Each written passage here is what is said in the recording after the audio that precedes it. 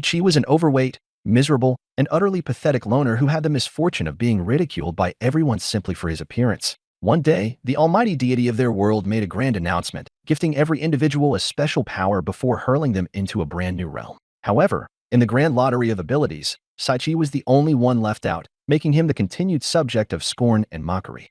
Once the mass teleportation took place, the deity lingered behind and granted him a unique skill, one that allowed him to consume a peculiar fruit, triggering an unbelievable transformation that turned him into an irresistibly handsome man who would later marry a goddess. As he stood at the pinnacle of his journey, he found himself questioning how his life had spiraled into such an unimaginable outcome. After being transported to this unfamiliar world, Chi was plagued by relentless hunger, enduring 5 agonizing days without a morsel of food or a drop of water. Just as he was about to collapse, he spotted a worm wriggling nearby and desperately reached for it. Before he could grasp it, something struck him on the head, and his blurred vision caught sight of an unusual fruit ahead. Analyzing it with what little strength he had left, the appraisal system identified it as the fruit of evolution. Skeptical, he figured it had to be some kind of scam, but his hunger left him with no choice. Taking a bite, he immediately regretted it and vomited.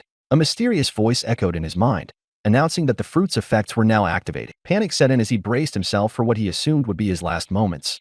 But to his confusion, nothing seemed to happen. Wandering in search of more sustenance, Chi stumbled upon a group of monkeys energetically dancing around. Using his appraisal ability, he examined them but couldn't determine their exact level. The creatures eventually left their camp, revealing an abundance of fruits of evolution scattered around. Wasting no time, he gathered as many as he could and stored them in his inventory, along with the most potent recovery potions in existence. Meanwhile, his former schoolmates were assembled together, not one of them sparing a single thought for his existence. As the week passed, Chi continued consuming the fruits of evolution one by one, until only 2 remained. Just as he contemplated his next move, the omnipotent voice granted him even more power-ups. However, before he could relish in his newfound abilities, the monkeys returned, enraged that he had stolen their precious food. With astonishing speed, one of them lunged at him, knocking him to the ground. Struggling to recover, he hastily drank an elixir, but the monkey launched another furious attack, ready to devour him. Unfortunately for the beast, even the system itself seemed repulsed by Seichi's overwhelming stench. Okay, I get it. Great. Of course he's gonna eat me now. In a cruel twist of fate, his foul body odor proved lethal, instantly killing the monkey. In the aftermath, a treasure chest materialized before him, containing a book. As he flipped through its pages, the omnipresent voice echoed once again, declaring that his evolution had officially begun. The next thing he knew, his bloated, unsightly body was gone. Memories of his bones snapping and his flesh restructuring flooded his mind as he realized his transformation was complete. With his body now lean and refined, the system boosted all his skills by 1,000, elevating him to one of the most powerful beings in existence. Yet, despite all this, his level remained stuck at 1. Determined to progress, he set out to hunt monsters, eager to raise his level and advance through more evolutions.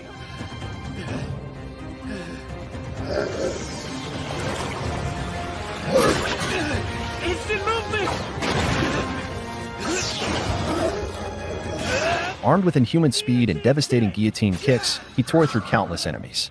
However, no matter how many he defeated, his level refused to budge.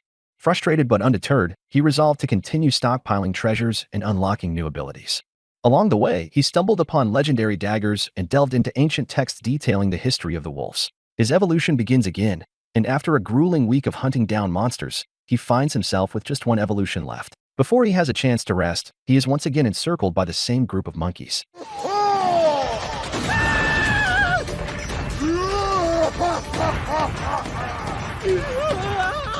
Hello, human. A towering red-furred monkey steps forward and challenges him to a fight. Chi, still exhausted, asks if he can just sit this one out, but the monkey immediately refuses, citing his hideous appearance as the reason he must fight. Using his appraisal skill, Chi examines the red monkey and realizes that it is an immensely powerful monster. Worse, he's completely surrounded, with no clear escape. Before he can react, Almost done. Say goodnight. Hey! Whoa! What are you doing? the red monkey slams a massive fist into the ground, sending shockwaves in every direction. Chi, however, effortlessly dodges using his insane speed. The monkey stares in astonishment, completely taken aback. This is the first time anyone has ever survived its opening attack. Up until now, every challenger had been weak and unimpressive. Seeing Saichi stand his ground, the monkey is suddenly smitten with him. The battle rages on, and Saichi attempts to launch a counterattack. But in an instant, the red monkey vanishes, only to reappear right in front of him. Dangerous. Tell me about it, gorilla! My turn. You ready? Here's Delivering a devastating punch that sends him flying across the battlefield. The sheer impact nearly obliterates him, leaving him clinging to life with only a sliver of HP left. However, instead of finishing him off, the red monkey steps forward and introduces itself as Saria. Confused, Saichi questions why a massive beast like this has such a delicate-sounding name. He responds by swinging his weapon at her. Not again! But Saria effortlessly leaps into the air, praises his technique, skilled. Oh, you really think that about me? and then dives back down in an attempt to end him for good. Realizing that his death is imminent,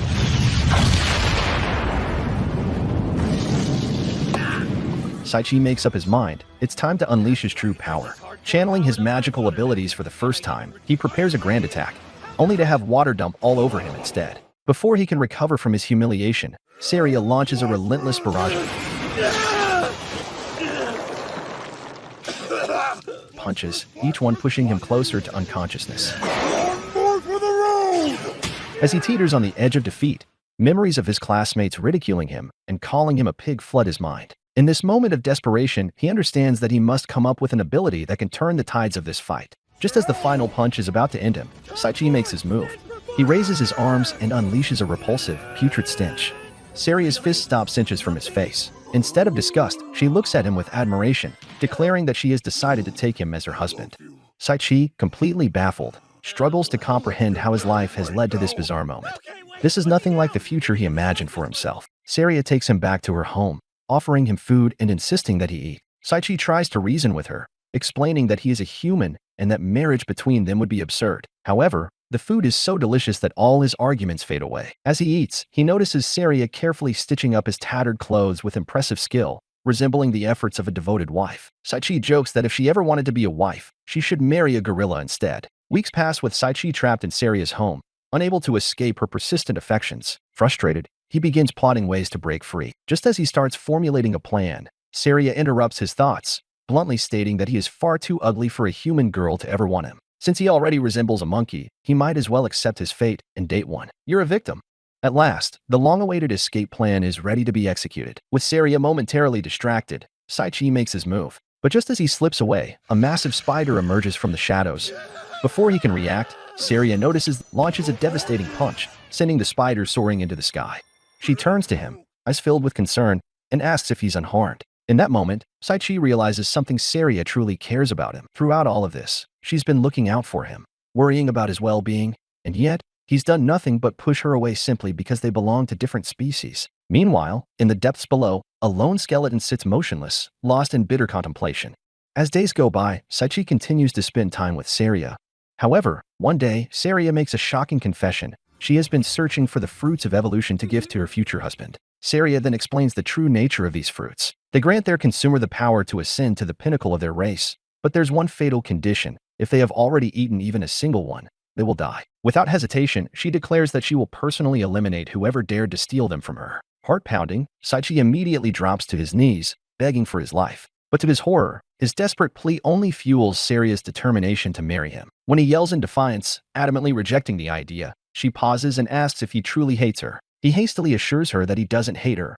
With a bright smile, she declares that it's time for their wedding. The moment she steps away, Saichi seizes his only opportunity for freedom. Without looking back, he bolts into the dense forest, determined to escape once and for all. Meanwhile, on the other side of the planet, the god of this world has gathered all of Saichi's former high school classmates. He informs them that they alone possess the overwhelming power necessary to defeat the demon lord that threatens this world. However, despite their immense potential, weeks pass with nothing but relentless training. Their commander refuses to let them advance until they are fully prepared, making it clear that they would only meet a swift demise if they rushed headfirst into the wilderness untrained. Back in the forest, Saichi continues his desperate flight for freedom, but Saria has finally caught up to him. Sprinting at a terrifying speed, she charges forward like a rabid beast, her voice ringing through the trees as she shouts for him to stop. Saichi, refusing to be her captive any longer, taps into his instant movement ability and vanishes in a burst of speed, putting an enormous gap between them. Their chase stretches on until Saichi stumbles upon the entrance to a dark cavern, thick red mist seeping out from within. With no other option, he dives inside, the echoes of Saria's desperate scream ringing behind him. As he ventures deeper into the cave, his surroundings grow eerier by the second. Then, at the very heart of the cavern, he finds something, or rather, someone. A skeleton sits motionless upon a throne, its hollow gaze fixed upon him. Without moving, the skeletal figure speaks, its voice eerily calm. It welcomes Saichi, acknowledging the strength required to make it this far. Curious, Saichi immediately appraises the figure and is met with an unexpected revelation. The being before him is none other than a level Dark Lord. He questions how someone so powerful could appear so weak, but the Dark Lord merely chuckles and tells him to take another look. Upon checking again, Saichi's face drains of all color. He had been deceived. The true level of the Dark Lord stands before him. In the blink of an eye, the Dark Lord vanishes, appearing behind Saichi with his blade raised high, prepared to deliver a fatal strike. Time slows as Saichi braces for death, but before the sword can reach him, a figure rushes in. Without hesitation, Saria throws herself between them, taking the deadly blow in his place. Saichi catches her as she collapses, his hands trembling as he holds her dying body. She smiles up at him, her voice weak but filled with warmth, telling him that she is glad she arrived in time to protect him. Panic surges through him as he frantically shouts her name, promising to get her a recovery potion. But Saria only laughs softly, saying that she's just happy he finally called her by her name. Her voice begins to fade, but to Saria, Saichi was the only person who had ever treated her like a normal being, not just a monstrous gorilla. That was enough for her. With the last of her strength, she makes a final request. She asks him to keep smiling for her. The Dark Lord watches their tragic moment with nothing but disgust. But Saichi, filled with unrelenting fury, grips his sword with a new resolve. He turns to the Dark Lord, voice shaking with rage. Saichi vanishes from sight, reappearing behind the Dark Lord and clashing blades with him. His body moves on its own, fueled by sheer emotion. He bellows that Saria was the kindest soul he had ever known, a girl more wonderful than he ever deserved. She was so kind and had the biggest heart that ever existed! Oh my, it sounds like you and that gorilla actually... As he fights, memories of their time together flood his mind. Every moment, every smile, every time she showed him kindness despite how he treated her. The realization crashes over him like a tidal wave, and in that instant, he shouts the words he never had the courage to say before, and as they do, a golden light envelopes her fading body. But Saichi has no time to process it. He conjures his magic, unleashing torrents of water at the Dark Lord, only for them to be devoured by the ominous void the skeleton commands. The Dark Lord sneers, telling Saichi to accept his fate, but Saichi refuses, his determination burning brighter than ever. With newfound strength, he vanishes once again, reappearing just before the Dark Lord and driving his blade straight through him. For the first time, the Dark Lord falters.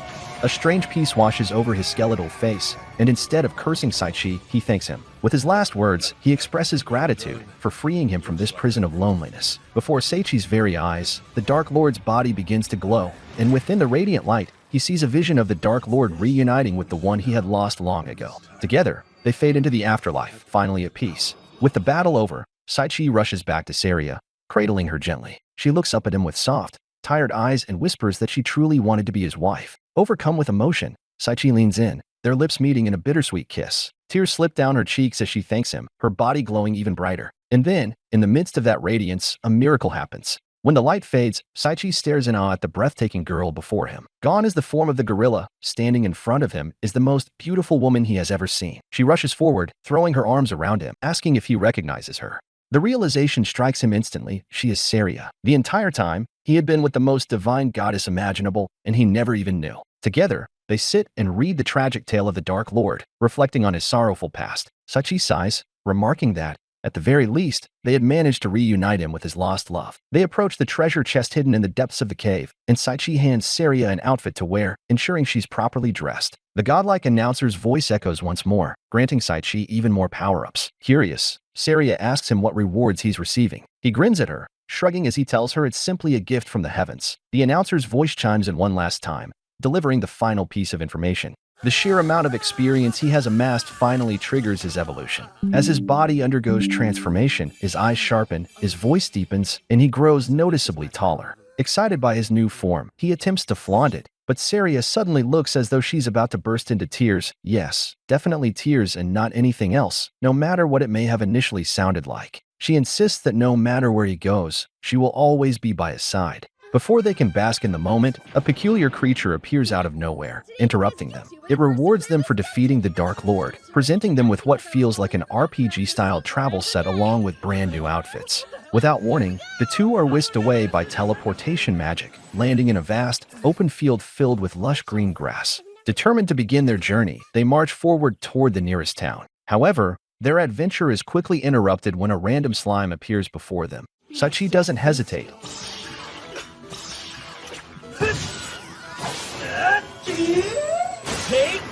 He delivers a single, effortless strike, instantly obliterating the weak creature. The moment it perishes, he gains experience, triggering yet another level up. A flash of light erupts from his body as his helmet suddenly morphs into a sleek black robe. As he inspects his newly evolved gear, a folded note slips out from within. He picks it up and unfolds it, reading a message from the ever-mysterious sheep. The note congratulates him on leveling up and explains that the helmet, now the robe, has adapted alongside him, serving to conceal just how absurdly powerful he is in comparison to the average person. Before he can process the information, the note promptly explodes in his hands.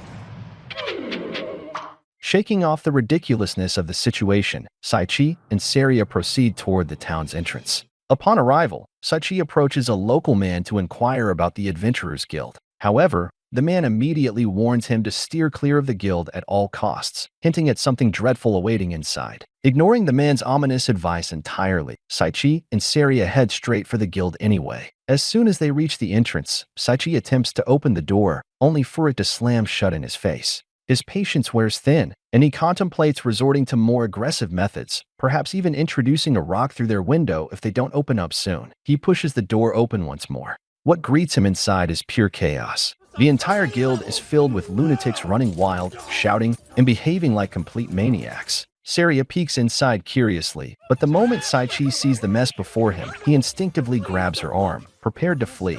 Before they can escape, however, a towering figure looms over them. The guild master, an absurdly muscular man, flexes his enormous biceps, welcoming them in a booming voice. With each flex, he slowly forces them further inside the building. Once inside, the guild master calls over a woman to handle their registration. She introduces herself as Ares, the guild's receptionist. Seeing that everyone else seems to be having a good time despite the madness, Saria nudges Saichi to go ahead and register. Reluctantly, he agrees. As soon as he does, however, trouble arrives in the form of three burly men. The trio saunters up to him, eyeing him with mischievous grins. Without giving him a choice, they grab him, insisting that he step outside with them for a chat. Saichi quickly realizes that he has no say in the matter as they escort him out of the guild. They lead him straight to another man, a hulking brute with muscles bulging from every inch of his body. The moment they arrive, the men demand that Saichi remove his cloak. With no other option, he obliges, revealing his newly evolved, undeniably attractive appearance. The moment his face and physique come into view,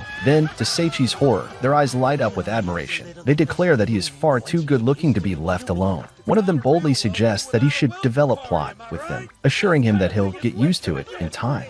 What exactly do they mean by that? Without waiting to find out, Saichi activates his full-speed movement and bolts away from them. However, instead of discouraging them, his desperate attempt to escape only makes them more determined. As he sprints for his life, he hears their excited voices behind him, marveling at his powerful, muscular legs. The guild master is thoroughly impressed that Saichi managed to return after everything he went through. Most rookies don't even make it past their first encounter. With that, the guild master assigns them their first quest to earn money and introduces them to their superior, who will be accompanying them, Artoria. Saichi takes one look at Artoria and immediately admires her overwhelming laser blasters. However, Artoria isn't nearly as enthusiastic. She shouts at them, declaring that she has no intention of adventuring with them. The guild master, unfazed by her protests, reminds her that Saichi survived the bizarre bandits, meaning he can definitely withstand whatever catastrophe she brings. Begrudgingly, she gives in and formally introduces herself as Artoria the Calamity.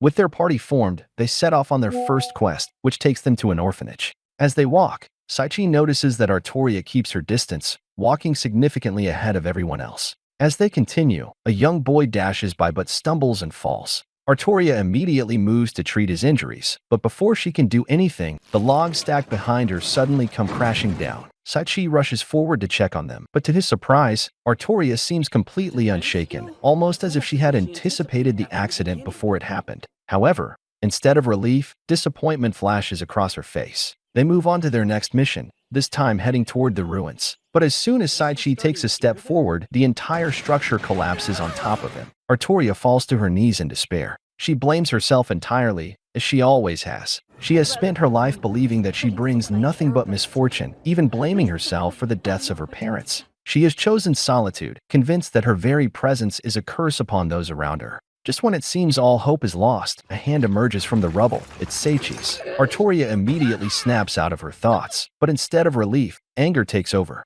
She furiously scolds him for acting recklessly and making dangerous decisions without proper guidance. His carelessness could have cost everyone their lives. After her outburst, she storms off, leaving Seichi standing there, watching her go. Meanwhile, back at the school, training continues. However, even after 5 grueling months, none of the students have shown any real progress in growing stronger. And for our final test, we must find a dog to walk. Cool. Easy peasy. You said no, not the wolf! Am I flying? Is she serious with this? Don't worry, Seiichi. If it looks like you're in danger, I'll step in to rescue. Later, the guild receptionist asks Seichi and Saria if they have a place to stay. Being nomadic travelers, they naturally do not. Hearing this, Artoria extends an offer to let them stay with her, and they gratefully accept. Their journey together continues, and during one of their stops, Artoria asks Seichi to collect herbs before they return home. While searching, he stumbles upon a group of 3 goblins engaged in a secret conversation about capturing humans. Seichi immediately interrupts them, but the goblins glare at him, realizing that he overheard their plans to overthrow the human world. Without hesitation, they declare that they must eliminate him. Summoning their trump card, they call forth a massive troll. The beast lifts its enormous arm and brings down a devastating blow meant to crush Seichi into dust. However, Seichi has been hiding a special ability all this time, one that allows him to take an opponent's attack and redirect the damage back onto them. The goblins, realizing they have made a horrible mistake,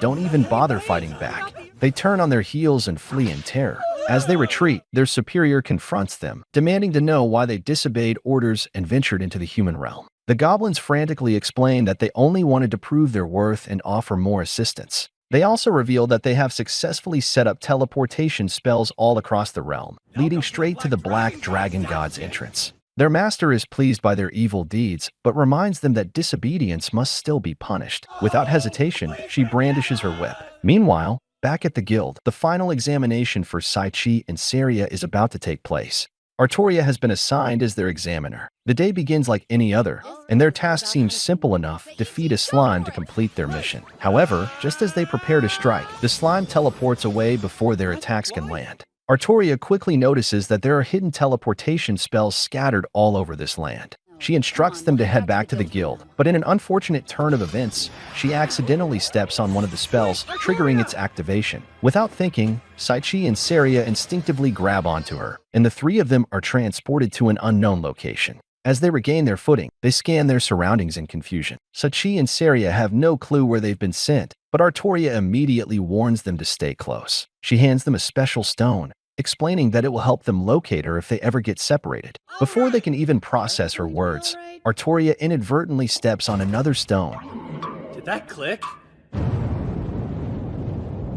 Sorry, I must have stepped on something. Causing a wall to rise from the ground between them. Seichi panics, throwing his entire strength into punching the wall, only to succeed in doing nothing but injuring his own fist. Meanwhile, on the other side, Artoria finds herself forced into a desperate battle. Bleeding from multiple wounds, she struggles against a relentless mummy. But even as the pain surges through her, she summons the courage to push forward, landing a decisive blow and cutting the undead foe down.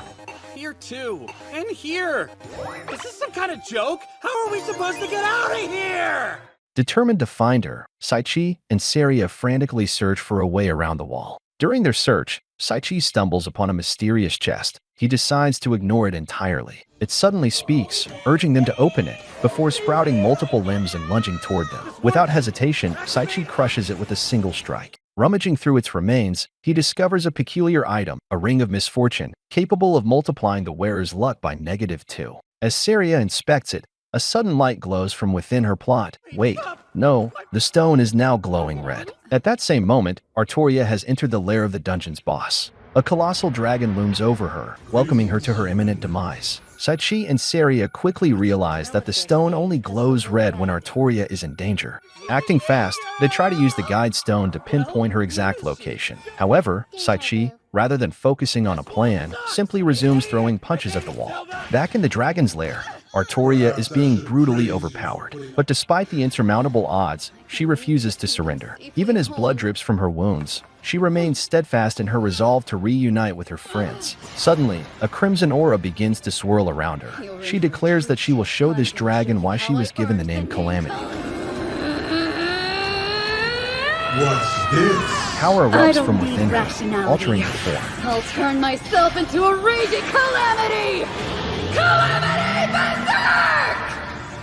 With newfound strength, she hurls herself forward, charging toward her opponent. Frustration burns inside her, frustration at her own weakness. But she forces herself to press on, launching another fierce attack against the dragon. Her efforts, however, are met with brutal retaliation. The dragon's claw pierces through her chest, sending her body crashing to the ground. Lying there, her consciousness fading, Artoria's thoughts drift to Saichi and Saria. They were the only ones who had ever brought her genuine happiness since she had been burdened with this wretched misfortune. A deep breath rumbles within the dragon, and in the next moment, a torrent of flames erupts toward her. She closes her eyes and whispers an apology. But before the fire can consume her, she hears a voice. Saichi, he shouts, declaring that they have come to save her. The dragon, unfazed, prepares another devastating blast. But before it can strike, Saichi vanishes, using his instant movement to reposition himself. He tries to approach the beast, but its raw energy lashes out, keeping him at bay. Activating his appraisal skill, Saichi examines the dragon's level and immediately regrets it. He realizes that he is about to be utterly screwed. The dragon swings its mighty tail, and though Saichi narrowly evades, the battle is far from over. Before he can react, an unseen force grips his body. With telekinetic power, the dragon freezes him in place, and in the next moment, its tail slams into him, hurling him violently against the wall. Saichi coughs up blood and collapses, confusion gripping him as none of his abilities seem to be working. The dragon looms over him, declaring the battle over as he prepares to unleash his most devastating spell, Hell's Inferno. Saria urgently shouts for him to use the water spell he had used against her before. Summoning his legendary dagger, Saichi conjures a massive waterfall, drenching the dragon in a torrential cascade. Enraged, the dragon retaliates with a blast of searing fire. Saichi vanishes in an instant, activating his ultimate skill, Gale. Straining against the invisible shackles, he wills his body to move. The goblin-like announcer acknowledges his struggle, bestowing upon him the skill Intimidation Resistance. Meanwhile, Saria rushes forward, throwing her arms around him. Nearby, Artoria stirs, saved by Saria's healing herbs. But an escape route remains elusive. Determined, Saichi dashes toward the treasure chest, hoping to find a way out. Instead, his eyes land on the dragon's gemstone, its absurdly powerful stats catching his attention. Without hesitation, he consumes it, feeling a surge of magical strength course through him. Upon opening the treasure chest, he finds yet another black coat, channeling his inner Kirito once again. Just then, the reward's bunny materializes from a letter, promptly teleporting them out of the dungeon. Artoria regains consciousness and immediately yells at Saichi to put her down, only to quickly backtrack and apologize for dragging them into her misfortune. She reveals her luck stat, a staggering -1,000,000. But her bad luck isn't just a recent issue. It's plagued her since childhood, affecting everyone around her. Guilt-ridden, she apologizes once more for the trouble she's caused. However, Saichi dismisses her worries. Saria nods in agreement, offering her support as well. Several days pass, and Saichi searches for Artoria, who has been missing since then. He eventually finds her sitting among the rubble left behind from their test. Gently, he tells her that everyone cares about her and misses her presence. Wanting to lift her spirits, he pulls her into a hug, promising to stay by her side for as long as it takes until she can truly smile from her heart. Overwhelmed, Artoria bursts into tears. Later, she thanks him for his kindness, and Saichi wonders if there's a way to free her from her misfortune. His mind drifts back to their conversation about her lifelong streak of negative luck, and at that moment, he realizes the solution. Taking her hand, he slips a ring onto her finger. He explains that it is the Ring of Happiness, a magical item that nullifies her curse and flips her luck from a -1,000,000 to a +1,000,000. No longer will she be known as the Calamity. He reassures her that he will always be there to support her. Instead of relief, Artoria shoves him away and bolts. Saichi spends the next few days searching for her until he finally tracks her down. Mustering all his courage, he prepares to clear up the misunderstanding. Before he can say anything, Artoria speaks first, telling him that she understands. He didn't give her the ring because he saw her as bad luck. Saichi, unable to choose between the two, responds by pushing her back. Saria urges Saichi to accept Artoria. Though she feels a little disappointed that she won't have him all to herself, she knows deep down that she was never going to monopolize him in the first place. Saichi thanks Saria for being the best girl, A few weeks later, Saichi and Saria's peaceful meal is rudely interrupted by the guild master, who once again starts flexing his massive. After finishing his usual routine, he launches into a lecture about how horses can carry adventurers' heavy loads over long distances. Saichi listens attentively. Gussel reaches into his bottomless plot armor and pulls out a map, handing it to Saichi. The map marks the location of a stable where they can find a good deal on a reliable horse. Upon arriving at the stable, the owner assumes Saichi is there to find a horse for the Royal Cup, a brutal and high-stakes race where competitors ride their mounts through life-threatening courses for the chance to win extravagant rewards. He then leads them to the stable's top picks. The first is the Dragon Horse, a highly sought-after mount for adventurers. Next is the Deer Horse. Despite looking dumb as F******, it boasts the highest horsepower. However, a single slap is enough to ice-sky it permanently. The final option isn't even a horse. It's a female donkey, notorious for her violent attitude, which has made her unappealing to buyers. This donkey operates on a strict worthiness policy. The stable owner approaches her and taps her on the back one too many times. The donkey, now thoroughly fed up, snaps and begins mercilessly beating him to a pulp with her hooves. Watching this brutal display, Saichi suddenly wishes for a way to communicate with her. Right then, the appraisal system chimes in, announcing that he has unlocked the skill to comprehend all languages. Excited, he steps forward to test his new ability, only for the donkey to immediately launch a deadly attack in his direction, missing him by mere inches. She attempted to crush him again, but Saichi swiftly grabbed her legs and hurled her into the sky, forcing her to surrender. Defeated, the donkey, Lulu, pledged her loyalty to Saichi as her new master. The stable owner, still recovering from his coma-inducing beating, feebly tried to stop them from leaving. However, Lulu settled the matter by kicking him straight through the wall, securing their escape. For Lulu, stepping outside the stable was a thrilling experience. She instantly fell in love with the kingdom's sights but adored Saichi even more, especially after he treated her to its incredible food. On their way back, they encountered a distressed girl named May. She was being relentlessly pressured by fellow painter Clay Berger to enter the Cherisi painting competition, a prestigious contest set to take place a month after the Royal Cup. However, May lacked confidence in her skills and felt unworthy of competing. Saichi reassured her, sharing that he, too, was facing his fears by entering the Royal Cup. He promised that if he somehow made it into the top 3, he hoped it would inspire her to push past her doubts. May's eyes sparkled with newfound determination, resolved to pursue her dreams. Finally, the day of the Royal Cup arrived. Saichi, fully prepared, stood alongside Lulu at the starting line while his wives cheered him on from the stands. Lulu, on the other hand, had only one goal in mind, a massive fish feast. Meanwhile, the other racers were fixated on first place, which offered an entire day with the kingdom's most stunning Valkyrie warriors. Lorna, the Valkyrie warrior overseeing the event, fired a cannon to signal the start of the race. As expected, the dumbass F****** and G deer horses immediately dropped dead from sheer shock. Lulu, who had been brimming with excitement earlier, suddenly struggled to keep up. She had been so fixated on winning her meal that she skipped breakfast, leaving her too weak to perform. But Saichi refused to let her sluggishness ruin his goal of inspiring May. He pulled out a fruit of evolution and handed it over to Lulu. Instantly revitalized, Lulu bolted toward the other racers at an astonishing speed. One desperate competitor summoned a pack of Grade B Grand Wolves and a formidable Grade A Hell Wolf to block the path. But there was no way Lulu was letting anything stand between her and that mouth-watering Tambuli feast. Without hesitation, she launched herself into the air and crashed back down with such immense force that all the Grand Wolves were sent flying to their doom. As for the Hell Wolf, she charged at it full throttle, aiming directly for its snout. With a devastating impact, the beast was flattened against the ground, rendered completely useless. The remaining racers, having just witnessed the sheer brutality of Lulu's rampage, collectively decided that winning wasn't worth their lives. One by one, they forfeited on the spot, leaving Saichi and Lulu as the undisputed champions of the Royal Cup. Lulu was devastated. Her dream of savoring the delicious Tambuli had slipped through her hooves. Seeing her disappointment, Saichi sincerely thanked her for her efforts and promised to buy her some anyway. Overcome with emotion, Lulu collapsed into his arms, sobbing. Suddenly,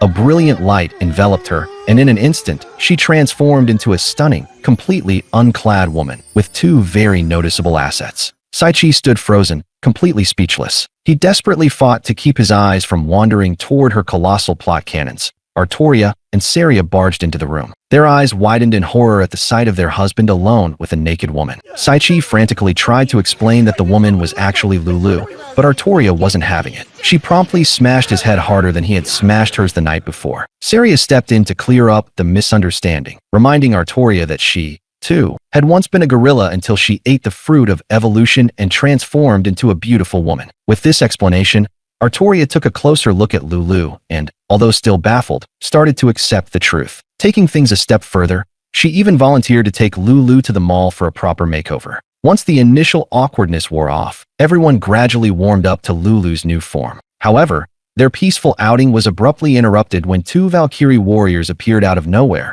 seized Saichi without explanation, and took him away. Meanwhile, in the demon world, the Demon Lord's daughter had summoned an emergency meeting with all the top commanders of the Demon Lord's army. She proposed something unheard of, a potential alliance with the Vimberg Kingdom. The commanders were stunned by the suggestion, as humans were the very reason demons had suffered for generations. Still, out of unwavering loyalty to the Demon Lord, they reluctantly agreed to follow her plans. However, not everyone shared the same sentiment. Kreis, the Demon Lord's right-hand man, secretly despised the idea and began plotting his own sinister agenda. Back in the human world, Saichi was escorted to Arkshell Castle, where he was expected to spend an entire day with the Valkyrie warriors. Meanwhile, Kanazuki and the other heroes had been transported to Barbador Academy. At the castle, Saichi was introduced to the leader of the Valkyries, Louise Baltz, one of the greatest swordsmen in existence. Without warning, she asked if she could play with his sword. Saichi, more interested in getting the hell out of there,